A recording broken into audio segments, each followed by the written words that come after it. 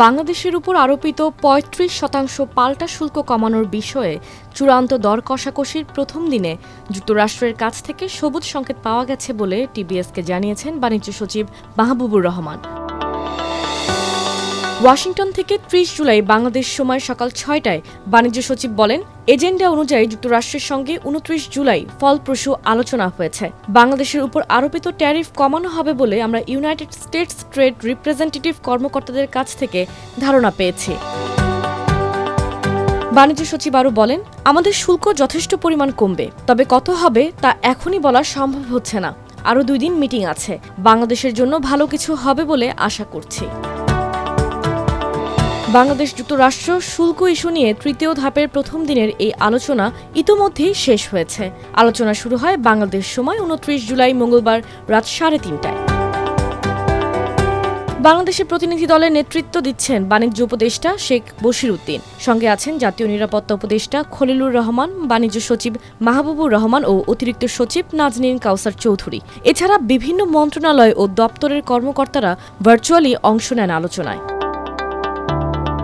যুক্তরাষ্ট্রের পক্ষে নেতৃত্বে আছেন সহকারী ট্রেড রিপ্রেজেন্টেটিভ ব্রেন্ট লিঞ্চ, সঙ্গে আছেন বাণিজ্য ও শুল্ক সংশ্লিষ্ট কর্মকর্তারা। আর পুরো বিষয়টি সমন্বয় করছে ওয়াশিংটনে বাংলাদেশ দূতাবাস। মার্কিন পাল্টা শুল্ক কমাতে চূড়ান্ত দফার আলোচনার আগে দুদেশের বাণিজ্য ঘাটতি কমানোর উদ্দেশ্যে দেশটি থেকে আগামী ১ বছরের মধ্যে $১.৫ বিলিয়ন মূল্যের গম, ডাল ও তরলীকৃত প্রাকৃতিক গ্যাস আমদানির সিদ্ধান্ত নিয়েছে বাংলাদেশ। সরকার ইতোমধ্যে G2G ভিত্তিতে বছরে ৭ লাখ টন গম কেনার জন্য যুক্তরাষ্ট্রের সঙ্গে চুক্তি করেছে। এর বাইরে সরকারিভাবে LNG আমদানি বাড়ানোর পাশাপাশি যুক্তরাষ্ট্র থেকে ২৫টি বোয়িং বিমান কেনার পরিকল্পনাও করছে সরকার। ২৮ জুলাই সোমবার যুক্তরাষ্ট্রের উদ্দেশ্যে ঢাকা ছাড়ার আগে বাণিজ্য সচিব টিবিএসকে বলেন, বাংলাদেশ নতুন করে যে পরিমাণ আমদানির পরিকল্পনা করছে তাতে যুক্তরাষ্ট্র থেকে আমদানি $৩ বিলিয়ন বাড়বে। আমরা আগামী ১ থেকে ১.৫ বছরের মধ্যে $১.৫ বিলিয়ন আমদানি বাড়ানোর প্রতিশ্রুতি দিচ্ছি। বাকিটা বেসরকারি খাত আমদানি করবে।